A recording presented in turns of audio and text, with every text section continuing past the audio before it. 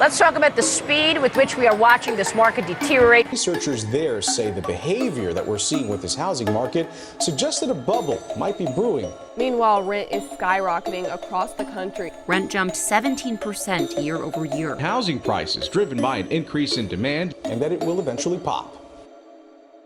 So as everyone's been hearing and talking about this housing bubble, and ultimately, will it ever pop? Is there even a bubble? And truth be told, there may actually be a bubble.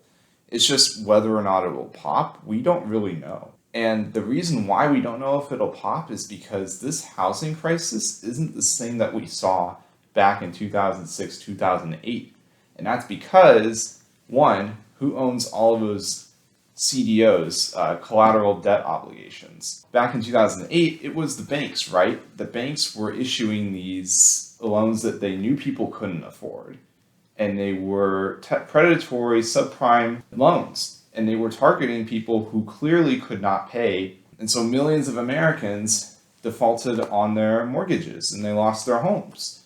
Now, who owns those homes nowadays? Well, it's people who can't actually afford the monthly mortgage because all the home prices dropped. So everyone was saving up and decided to all buy at once. So everyone's just buying all at once. And this time, it looks like people can actually afford their homes. Now we're starting to see that plateau where it doesn't look like people are going to be able to afford these new homes. And that's because interest rates are rising. Hey, this is me from the future. Don't forget to like and subscribe to the video. Thanks. So another reason why we might not see a housing bubble pop is because interest rates are rising. The reason why that you see everyone buying homes and you see all these corporations, financial firms, their pure purpose, their sole purpose is to rent out property. The reason why they're doing it is because interest rates are so low that the profit is insane. Corporations can actually make a profit. Originally, this was not the case. It was never viable for corporations to buy homes because the interest rates were so high. They were high enough that there was enough inventory that people could just buy homes whenever they want.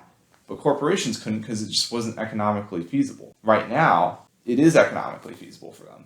And it soon won't be, especially because the Fed wants to raise interest rates at least 3 more times this year, which is insane. They're doing it even if it creates a recession. They're raising interest rates even if it leads to a recession because that's how bad the situation is with the housing market right now.